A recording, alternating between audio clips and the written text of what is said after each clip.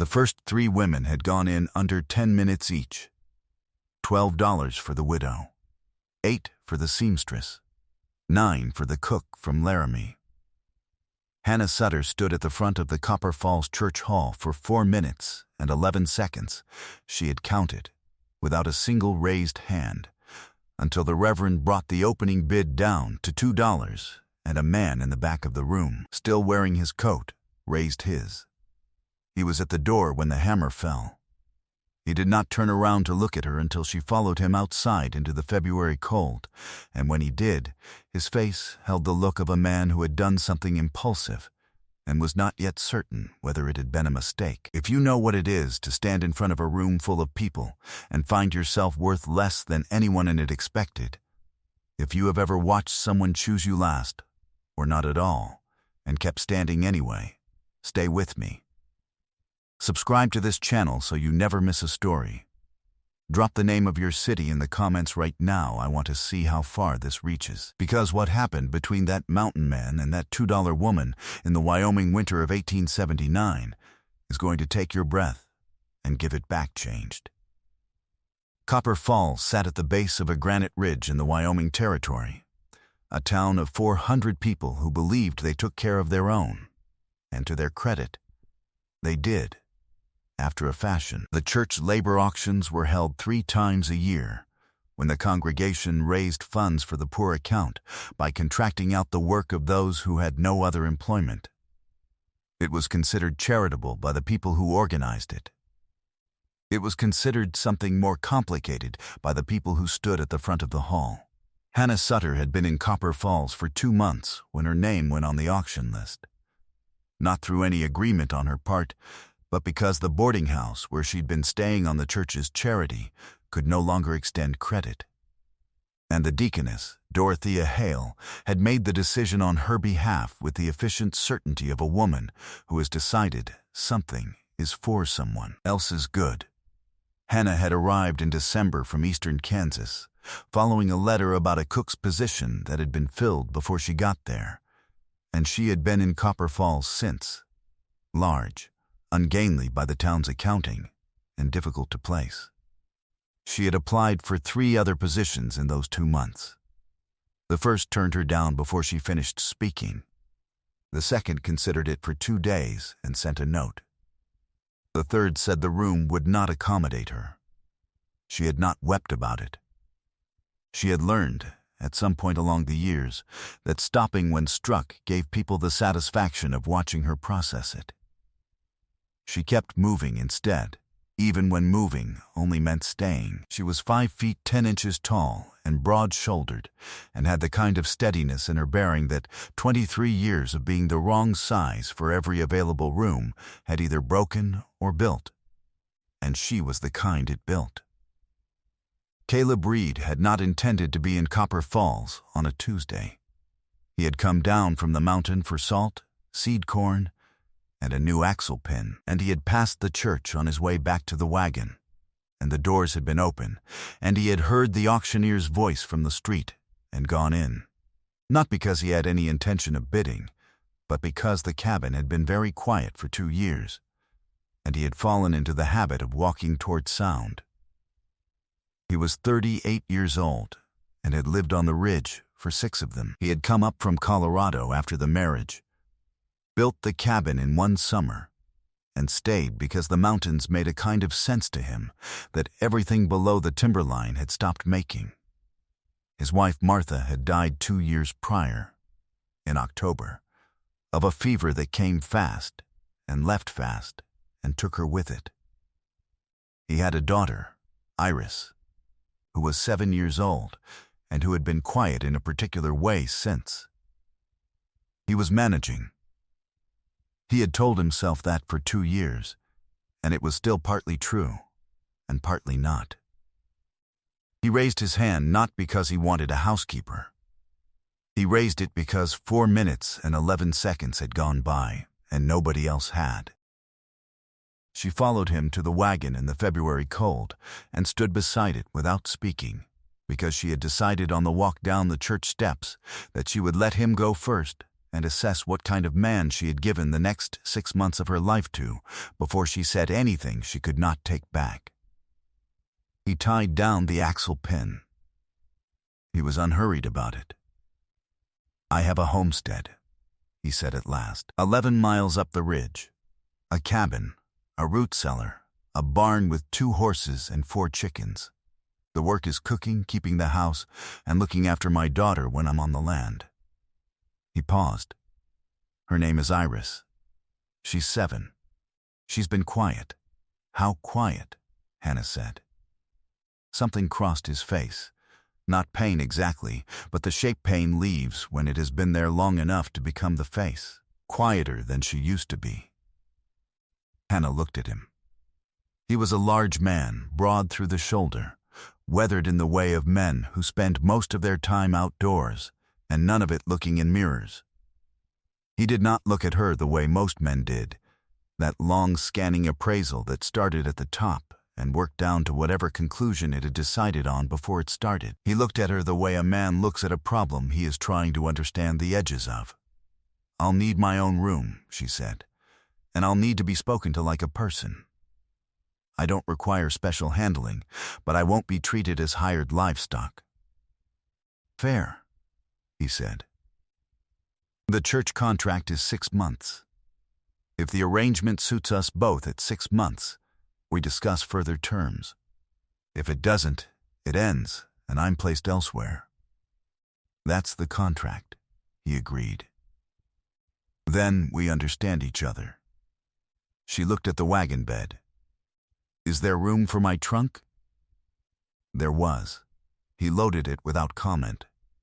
He offered her a hand up to the wagon bench, once held it out, and left it there until she used it. Which she did, because the step was iced, and the principle of self-sufficiency was not worth a broken ankle on the first day. They drove out of Copper Falls into the afternoon, and the road climbed almost immediately, switchbacking up the ridge through pine and bare aspen, the snow deepening on either side. Somewhere around the 5th mile she understood that 11 miles on this road was not 11 miles on flat country, and she looked at the white cold height of it without flinching. He glanced at her once. "Most people say something," he said. "About what?" "The distance. How far up it is. Is it farther than it looks?" "About the same." "Then there's nothing to say about it," Hannah said. He drove, and the silence between them was not uncomfortable, which she filed away as the first useful piece of information she had collected about Caleb Reed. The cabin was larger than she expected, and lonelier than any building she had walked into in her life. It was well made, good logs, a sound roof, a stone chimney that drew cleanly, but it had the quality of a place that had given up trying to be a home and had settled for being a shelter instead. The curtains had been taken down and not replaced. The kitchen table was cleared not because someone had tidied it, but because someone had stopped putting things on it. There was no braided rug by the stove, no dried herbs from the rafters, no sign that the room had ever been arranged with the comfort of anyone in mind. Iris was sitting on the stairs when Hannah came through the door. She was small for 7, brown-haired, with her father's quality of stillness, the kind that is not peace but its imitation. She looked at Hannah the way a child looks at something she has not yet made a determination about. Her feet were in socks. Her dress was clean and too small. "You're very tall," she said.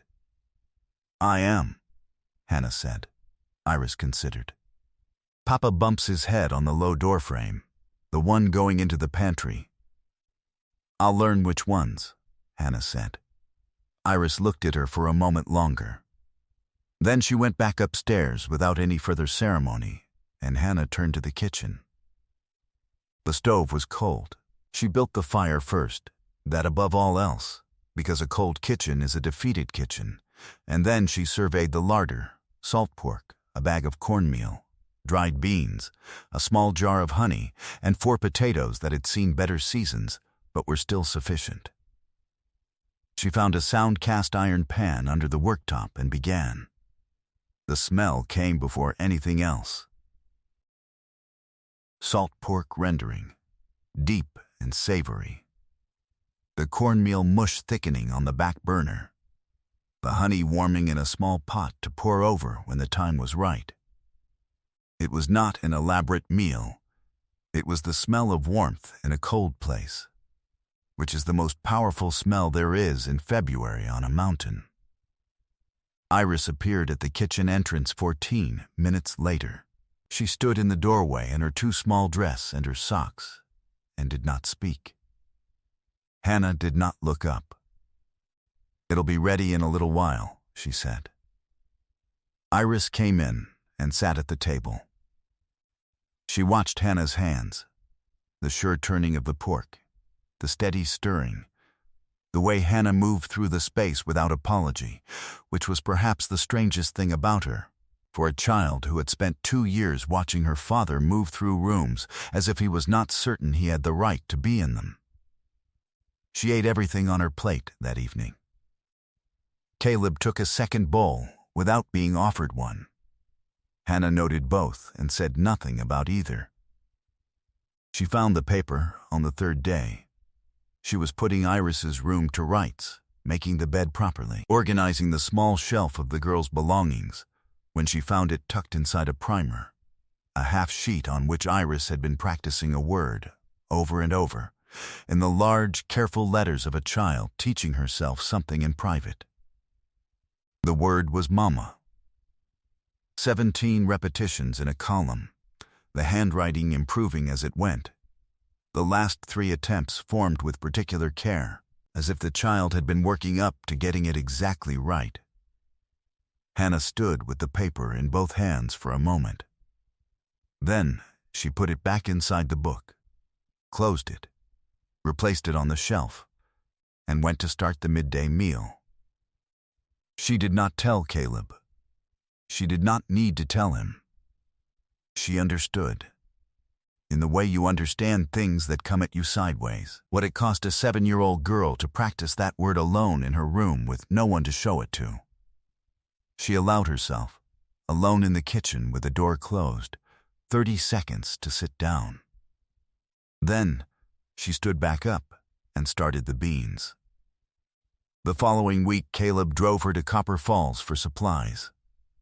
They walked down the main street in the midday cold, and she was aware of the town receiving them the way the town received everything that interested it. The small pauses near the post office. The woman outside the millinery who said something to her companion in a voice that did not fully lower itself. Hannah had heard worse. She kept her pace, kept her bearing, kept her eyes on the general store at the end of the block. She went in and got what was on the list. She came out.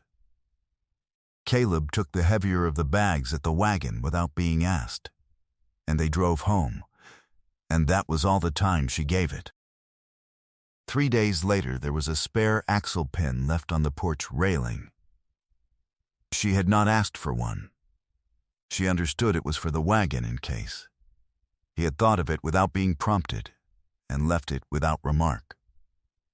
She filed it the way she filed everything, as information about what kind of man she was dealing with. Iris began following her, not constantly, not obviously. The child had too much composure for that, but there, at the edge of whatever room Hannah was working in. One morning, she brought Hannah a pine cone from the yard. She held it out without explanation, and then went back to the stairs. Hannah set it on the kitchen windowsill where the light came through. The next morning there were 2 more. She began teaching Iris her letters in the evenings, which had not been planned and had not been asked for. It had simply become apparent, around the 2nd week, that Iris was watching her read from the supply list with the focused interest of a child who wants to understand a thing she cannot yet do. And Hannah had moved over on the bench and put her finger under the first word and said, "This one is salt." Iris had looked at the word, and then at Hannah, and then at the word again. From that evening forward, they spent half an hour after supper with the primer and the lamp pulled close, Hannah's voice low and patient. Iris's face grave with the effort of a child who has decided something matters. Caleb came in from the barn one evening and found them at the table, heads bent over the page. He stood in the doorway long enough for Hannah to notice him standing there. He said nothing. He went to bed. But the following morning he had split twice the usual amount of wood and stacked it by the kitchen door without any comment about having done it, and Hannah understood that she was dealing with a man who expressed care through labor, and that this was not a deficiency but a language, and that she was learning to read it. Dorothea Hale arrived on a Thursday in April with a man from the Territorial Welfare Office named Mr. Greer, who carried a ledger and the practiced expression of neutral concern. She had written first, which Caleb had received and not answered, and so she had come herself, which was always her preference when letters failed. She was not a cruel woman. She was a thorough one, which is sometimes more difficult. She had organized the labor auction as an act of genuine charity and had placed Hannah Sutter with Caleb Reed as the only available arrangement, and had spent the weeks since wondering whether she had made an error. A complaint had been filed by the boarding house proprietress, who had opinions about irregularity, and the complaint had confirmed Dorothea's wondering. She looked at the cabin when she arrived. She looked at the cleared yard. She looked at Iris, who was on the porch steps doing her letters with her tongue between her teeth. She looked at Hannah, who had come to the door and was standing in it the way she stood in most places, squarely, without adjustment. "We're here to assess the child's situation," Dorothea said. "I know why you're here," Hannah said. "Come in." Inside, Dorothea moved through the main room with the careful eye of a woman taking inventory. The swept floor. The curtains Hannah had sewn from flour sacking and hung 2 weeks prior. The kitchen ordered and smelling of the morning's bread. Iris's primer open on the table. She sat down across from Hannah. Mr. Greer opened his ledger. "The child's welfare is this committee's concern," Dorothea said. "Her mother has been gone 2 years. The domestic arrangement as described, a contracted laborer, unmarried, living in a bachelor's household, is not what we consider appropriate for a child of 7. The child is fed," Hannah said. "She is clothed. She is sleeping through the night, which she was not in February. She is learning her letters, and she is speaking more than she was a month ago." She looked at Dorothea without hostility and without apology. "I don't know what kind of situation you'd prefer, but I would ask you to consider what Iris has now against what she had before you came up the mountain to remove it. What she needs," Dorothea said, "is a stable family environment. There are proper households in Copper Falls. She has a father who loves her," Hannah said. "She has a home that functions. She has." She stopped. "What?" Dorothea said. Hannah did not answer. The answer was that Iris had her, and it felt like a claim she had not yet been given the right to make aloud. Caleb came in from the barn. He saw Dorothea and Mr. Greer and understood immediately what he had walked into. He sat down. "Ask what you need to ask," he said.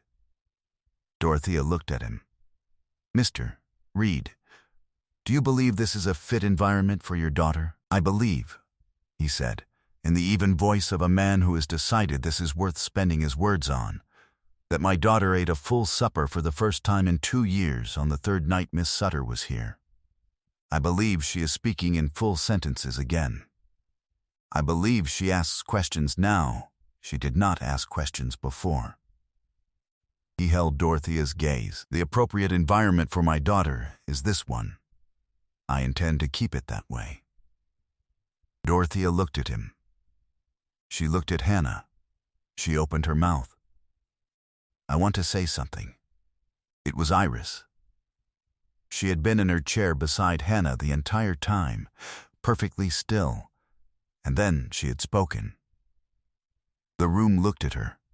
She was 7 years old, and she looked at the committee with the gravity of a child who has thought about something carefully and has decided she is going to say it.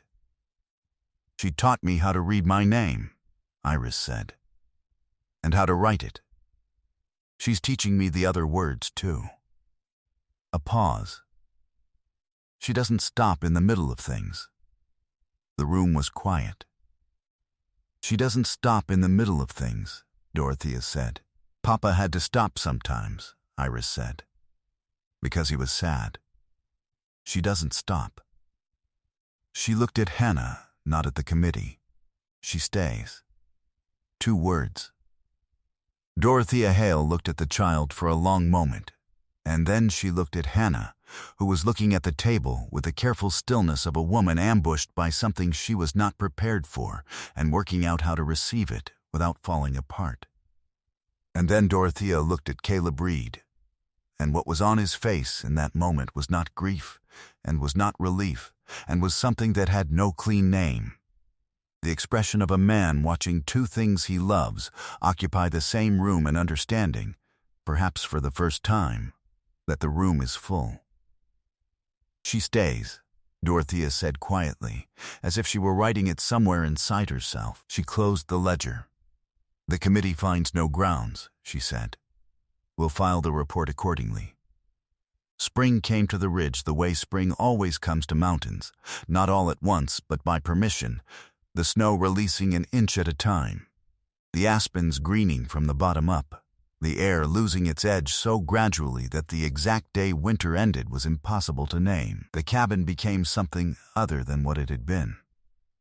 Hannah put curtains up in the main room, proper ones, from a bolt of blue cotton she had found at a good price at the supply store, and Iris helped her hem them, sitting at the table with needle and thread and the expression of a child doing something she has decided she is old enough for. Caleb said nothing about the curtains. He looked at them the first morning they were up and then went about his day. And the following week he came back from a supply run with a small pot of red geraniums that he had paid 50 cents for and had carried 11 miles without mentioning it. And Hannah put them in the kitchen window next to Iris's pine cones and did not require him to explain himself. He told her about Martha one evening in May, when the days had gone long enough that the light stayed past supper. He told her Martha had been afraid of Wyoming winters, and that he had promised her it would get easier, and it had never gotten easier in the way he meant. And she had died before the 3rd one came. He said he had stayed on the mountain because he could not think of anywhere else to go, and Iris was there, and the mountain was there, and that had been most of what he had.